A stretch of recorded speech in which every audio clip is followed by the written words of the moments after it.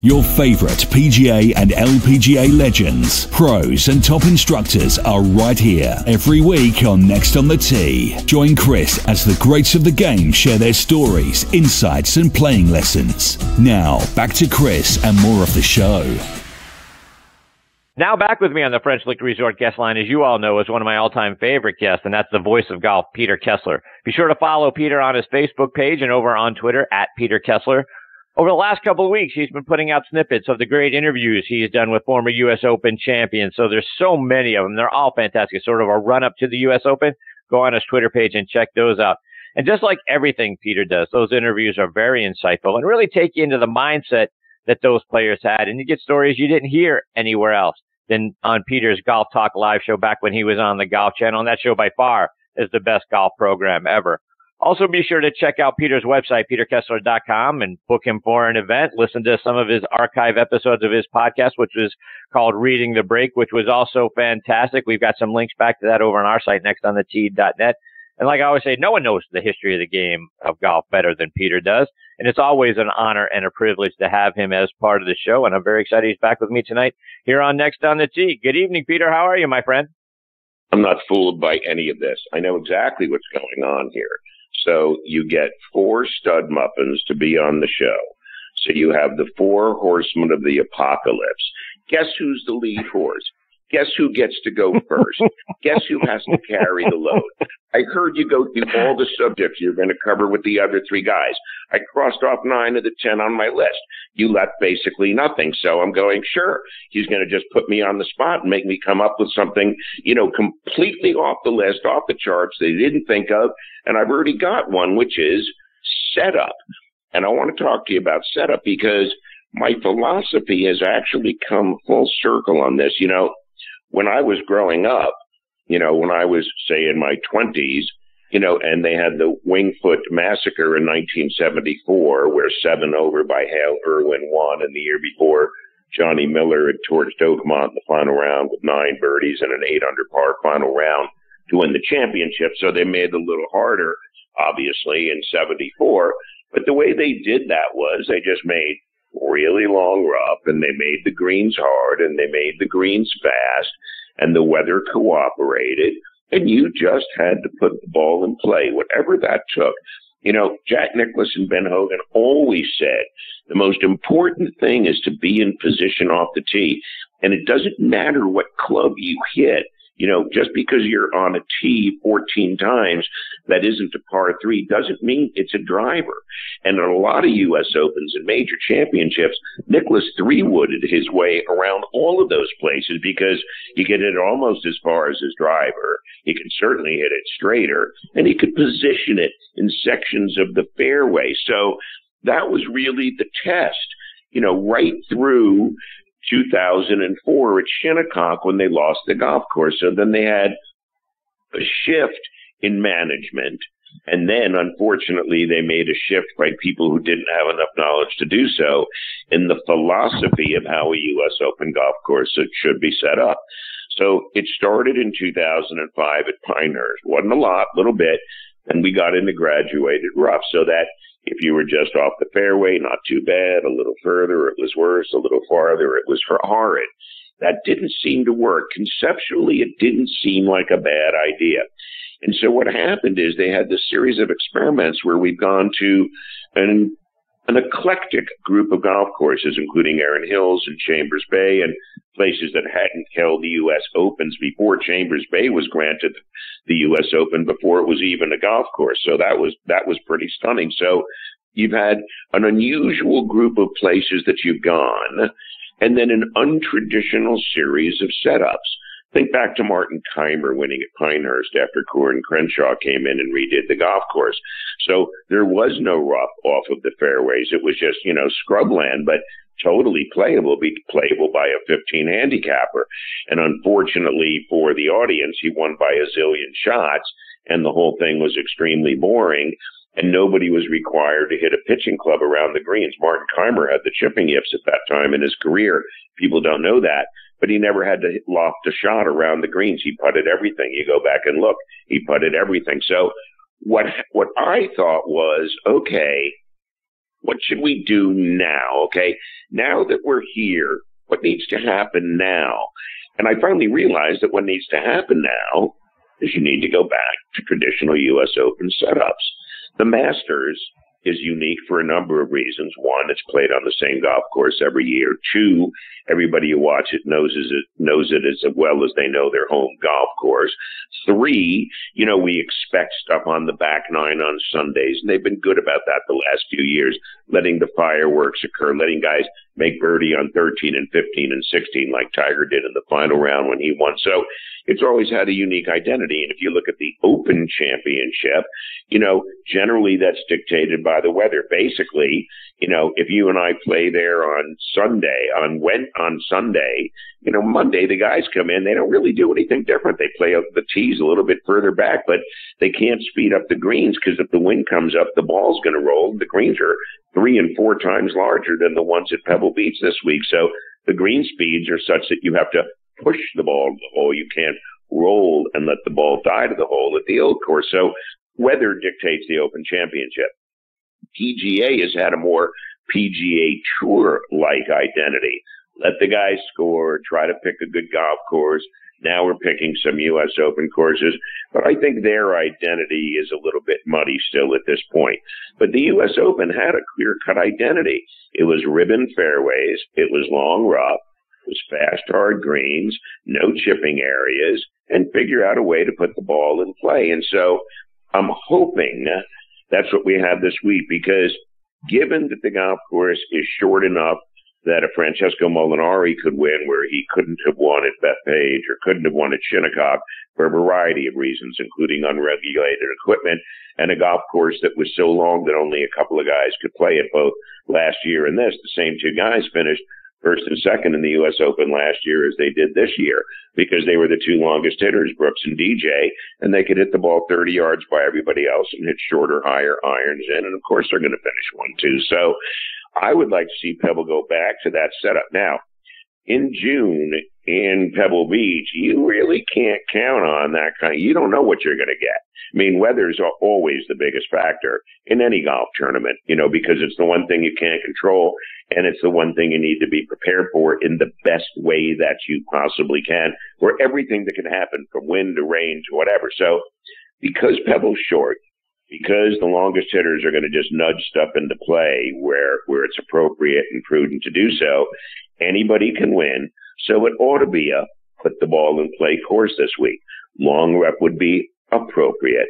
The greens are not going to be hard. I have watched the weather. I haven't looked at anything on TV about the golf course, but I lived there for a couple of years when I was much younger, and I know what the June weather is like. And I'm guessing the greens could be softish, and the element that needs to occur is a little bit of wind. Now, the wind will make the greens play half their size, and they're already the smallest set of greens, really anywhere. They're 3,500 square feet on average. The tour average is 7,500 square feet. And of course, St. Andrews is 10,000 plus square feet because most of the holes are double green. So I think a really good test would be a traditional U.S. Open setup. You let the super, who has for the last 3,650 days, maintain that golf course every day since the last time the USGA was there. You let him make the decisions. I believe they have made an agreement to let the super dictate what's going on this week. I don't think they're going to have corporate guys from the USGA make decisions about a golf course that they haven't been to in 10 years, and this guy lives there. And the guys from the USGA aren't trained in this kind of work. They're just corporate guys. They show up in blazers. You don't show up in blazers to work in the dirt. So I'm hoping for a traditional setup, and I've come back round to that's what the Open needs to be again. Put the damn thing in play, figure out a way to put it on the green, 2-putt, get out of town. If the course yields to brilliance because the weather cooperates, then so be it. 2 under a day is a fine score to have. Because if the weather's perfect and they can't shoot under par 1 or 2 under the winner each day on average for the week, 4 under, 6 under, 8 under, then the golf course is tricked up. But if the course will yield to the brilliance of the best player for the week, then a 1 or 2 under a day is a reasonable score to have this week at the U.S. Open. So, Peter, to take that to the next step, right? One of the things that you talked about and is spot on, of course, is Brooks and DJ finishing 1-2 the last couple of years. And you talked to Jack Nicklaus once upon a time about Pebble Beach. And one of the things that he talked about is, look, if the weather's benign, and the forecast for this week is partly cloudy, high 65, winds about 10 to 12 miles an hour, not terrible. So the course can be gettable. 65 or 66, I think he said to you, is an easy quote unquote score when Pebble is playing, in benign conditions. So if that's the case, and if they grow the rough up, which is what we've heard, is the rough is going to be high, how many guys does that bring back into the tournament? It doesn't seem like at 7,000, just under 7,100 yards, and, I say this tongue in cheek, not that far to what we've seen Augusta National grow the length of the course to. Certainly not what we saw at Bethpage Black. So I think that brings more players into the game. Do you think this is going to be, if the weather conditions are benign, a course that is gettable and that is going to bring a lot more players back into the tournament? I would say Jack's memory on that is not accurate because, you go back to 72, I think he was a couple over for the week, and his final round, 74, was the best round of the day in 72.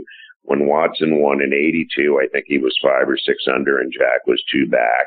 So that's not 6 under a day.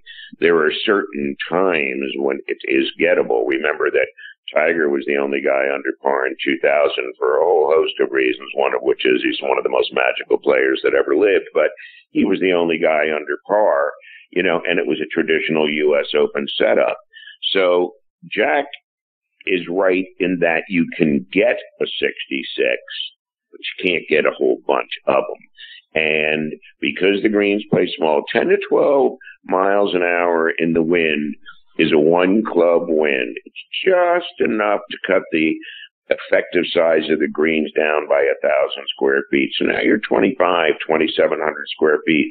Those are small hitting surfaces. And so you're going to be tempted to put the ball a little closer to the green off the tee so you have less in because the surfaces are playing smaller.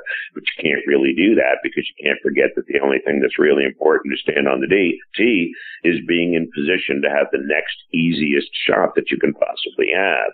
And that means not swinging as hard as you can with the driver. They're not going to need, even the medium hitters aren't going to need driver a lot. So it's the first time in a while that I can think of, a long time, that a Corey Pavin type player almost could win, who won at Shinnecock 95, and Greg Norman was second. And, and that was a really tough golf course. I was there all week. Phil Mickelson had a chance. He doubled 16 the last day. I think he doubled it once before as well.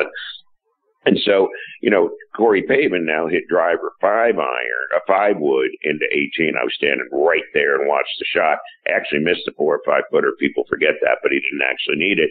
And Greg had nothing in. He could have thrown the ball underhanded onto the green. So, that was a keep it in play thing. But Corey Pavin was so good with his longer clubs that he was able to be more than competitive because he ended up being the winner. Now, I'm not so sure that's true now because of the way the equipment has affected the game, because from 1995 till today, the ball goes 45 or 47 yards longer off of the tee for the average player. Think of this. Phil Mickelson at almost 50 is almost 50 yards longer than he was at almost 30. Now, this is not the week to do bombs and all that crazy Phil talk. You got to remember, Phil won there this year, but it's a different golf course early in the year than it is in June. He's won there 5 times, so it's not exactly, be any surprises to him. But he knows he's going to have to keep it in play, and he knows that they're going to take certain holes and create sections of the fairway that then become rough.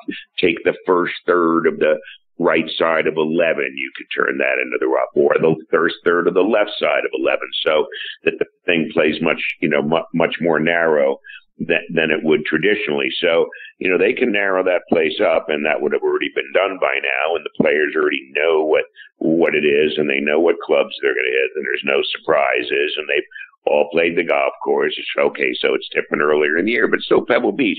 A pro only needs to play a golf course one time. He's going, okay, I got this. Not local knowledge something at Augusta over the years. You might pick up a shot occasionally because you know something, but they all get it. They're not stupid. They're not going to hit the wrong shot. How many times do you hit the wrong club? I never hit the wrong club. I may mishit it. I may mishit it. I may not hit the shot I want, but do I pick the right club? Yeah. So why does it take them so long to pick the right club? It takes me 2 seconds and I'm going to shoot 78. It should take them 2 seconds to shoot 68. And so I am hoping that narrow fairways don't cause Bryson to be picked up by an ambulance and taken to the third floor at Bellevue for observation, with Jordan in the ambulance right behind him saying, we did this and we did that. It wasn't we, you did it. Jack Nicklaus never said we. He played. Caddy didn't play. He played. It's just we stuff. Peter, I want to switch gears just a little bit. And you had a very interesting conversation with Curtis Strange a while back, and I watched that interview, and I was surprised to learn that following his back-to-back U.S. Open victories in 88 and 89, and he came close again in 1990, finished 6 strokes behind Hale Irwin, but he told you that following that tournament, that the air sort of came out of him. What do you think he meant by that? Exactly what he said, that, Curtis had played some really good golf that whole decade. He had a chance to win a Masters that, he started with 80 in the first round and eventually made 6s on 13 and 15 and longer, ended up picking up that victory instead. And, Curtis was known as a really straight ball hitter and a really good iron player. And so, he goes ahead and he wins that Open over Nick Faldo, and they both said it was like playing myself, that they both had identical games, put in play, hit the green, 2-putt, go to the next hole. And so he won that one. And then, then next year, he ended up shooting a 64, I think, in the first round at Oak Hill, and there weren't any 64s at Oak Hill to be had. And, and he went ahead and he won there. And then, and then he realized, you're not thinking at that point, oh, okay, next year and loop it up. It doesn't work that way. When it gets here, it gets here.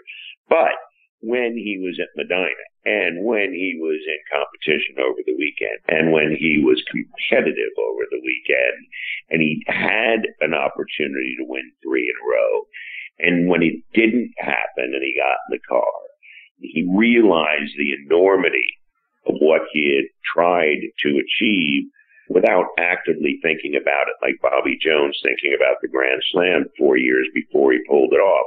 Sure, he wanted to win. Sure, he wanted to have 3 in a row, but he wasn't placing inordinate pressure on himself where he couldn't play his game that week. It didn't work like that if you're a really good player. And so it didn't happen. And so I think at that point, it was just like the pressure is off. I may never be able to do this again. No, I'm never going to do this again. I'm not going to win 2 U.S. Opens in a row anymore, am I? No, I'm not. Am I ever going to have a chance to win 3 in a row then? Well, no. And so have I reached my pinnacle? Has the best part happened? And he sat back and he said, yeah, I think the best part happened. And of course, it turned out to be true. And he never won again. And then 2 up with 3 to play in the singles, the Ryder Cup against Faldo, of all people. In 95, he lost the last 3 holes. And so that was the end of Curtis Strange. But the internal end, the walking back down from the top of Mount Everest, occurred at the conclusion of Medina, when he knew he wasn't going to walk that hill again. He might do some good stuff, but it wasn't going to be that mountain. It might be something out on the West Coast a little easier to handle, but it wasn't going to be that one again. Peter, one more before I let you go. And you had a very touching conversation with Payne Stewart. It was interesting to learn how much of Payne's focus was on winning a U.S. Open. He did it twice, in 91 and 99. Talk about why that tournament was so important to Payne.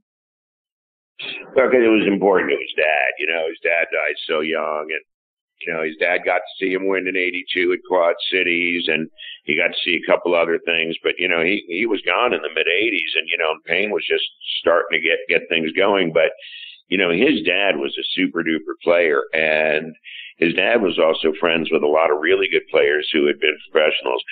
Some really interesting characters like Kai Laffoon, who was a super player in the 30s on tour, didn't win a bunch of stuff, was a great ball hitter. A lot of guys went to him and said, take a look at my swing, but he was super duper crazy. Like, he would do stuff like, if he three-putted, he might stick his hand into a thorn bush and take it in and take it out until it came out all bloody. And he would say, that'll teach you from getting into the shot again. And so his wife said to him, Kai, she said, if you ever do anything like that again, you ever hurt yourself or hit yourself with a club, which you did many times, she said, that's the end of the relationship. So Laffoon is playing in a tournament and everything's going fine. Then all of a sudden he makes 3 or 4 birdies and he gets himself into a touchy situation because now he's in the lead. And then one of the guys who had already finished is sitting in a tree, Bobby Cruikshank, heckling Kai Laffoon as he's trying to two-putt from 30 feet, and then he three-putted. So Laffoon throws the putter. Then he starts looking around the back of the green at all the bushes, and he finds a huckleberry bush. And he goes over to the huckleberry bush, and he puts his right hand in, and he takes it out, and it's bloody. And he puts it back in, and he takes it out, and it's bloody. And his wife is there, and she comes up to him, and she said, that's it. I told you, if you ever did anything like that again, it's over. And he said, it has nothing to do with that. And he said, I just don't like huckleberry. And so that was somebody that taught Payne how to play super golf and hit a lot of shots. And his dad, taught Payne how to let the ball fall to the right. And so because it meant a lot to his dad and because he lost his dad early and because he didn't get to see the things that Payne ultimately did, that became then something that he carried. It was important to his dad. Okay, now it's important to me. And he was a U.S. Open type player. I mean, that's the thing. I mean, here's a guy who swung at 80% for sure. And he put the ball in play. I played with him. I mean, it was insane. He just, make that easy swing and looks like you're not even doing anything. And, and the ball would go a mile and he had a lot of irons around the hole and he had super duper touch and he was great to play with. And if you played with him, he would wear long pants and a normal cap so you didn't realize it was Payne Stewart because he wasn't dressed in his costume and stuff. That's what I said to him the first time he showed up for a game. I said, I'm so glad I don't have to see that stupid ass costume with the +4s and all that dopey stuff. And he laughed and we got along so well. But, so it was critically important to him. And remember, he had a chance to win in 93 and lost to Lee Janzen up at Baltusrol. I went there actually, and I was there at Olympic in 98 when he lost to Lee Janzen again, Lee's 2 U.S. Opens, Payne's 2 misses. And, of course, I was there in 99. And after he won in 99, and I had a chance to run into him, but when we did some TV that night, I remember, and I said to him, how proud would your dad be right now? And, and he said he'd be so effing proud, Peter. He said, and I guess, Peter, you'll be wanting to talk to me tonight. I said, you know what? You're not really that interesting. I said, I'd actually rather interview Phil because I really felt like he should have been the winner. And so, of course, he laughed and he came up and we did a show and stuff. But no, I loved him. And I was with Payne 2 weeks before he died. We were October 10th, 1999 at the old course in St. Andrews. He was playing the Dunhill Cup. I was there doing some interviewing and whatever. He finished his singles match, sat down behind the steps. We were supposed to have played golf a few weeks before, but he did a goofy Chinese impersonation, and he thought I was going to, skewer him for it, which I would have. And so we blew off the show. And so we're sitting there, and it's October 10th, and he goes, well, okay, so I'm going home to Orlando, and I got to go to Houston for this thing. I'm working on a golf course. And then, of course, there's a tournament there right after. He said, so let's play in November. He said, the first week in November, I'm actually good. If you want to play, and then do the show and then go out for dinner and I'll get drunk and you can drive me home. And how come you don't drink? And then he looked at me and he goes, remember, Peter, we have all the time in the world. And referring to playing golf in November, which Payne never got to see. And 2 weeks and 1 day later, he was gone. And so, that was very personal to me, obviously, because I knew him. And at his funeral, they used a clip from one of our shows together where he said, if I die on my way home, driving home tonight in my car, I'm going to be at peace because I love my family and I love my God and I have a peaceful heart and everything is good and I'm the best man that I've ever been. So if I go right now, I'm going to be okay with that. What a story. Well, Peter, before we let you go, let our listeners know how they can stay up to date with all the great things you continue to do and follow you online and on social media as well. I would really just say, my Twitter feed or my Facebook. I'm usually a little bit ahead on Twitter, and then within the next 24 hours, I move it all over to Facebook. But I've got 35 2-minute U.S. Open run-up pieces posted on Twitter. And, of course, I wrote, now every major, I write a new rock and roll song. I posted that the other day. And, my muse is Leonardo da Vinci. So I said, so Leo, like you, I do a lot of different things. And I said, so, I want you to hear this song. So I played Da Vinci the song and he looked at me and I said, well, think about it. I said, there's an original section, a talkback section nobody's ever done before. And I said, there's Elvis hints at the beginning and the end. And, Da Vinci looks at me and he goes, Blackbird was better. So, so I'm just doing everything I can to put up as much good stuff as I can. And I hope people will watch it. And I got a couple things up my sleeve, and you and I will get a chance to talk about it next time we talk because we'll break them together. But Twitter's a good place to follow me because I'm extremely active and, and I let all 16 of my personalities run completely free, and I'm very unpredictable, but I'm never boring. And so, yeah, I'm a good follow there.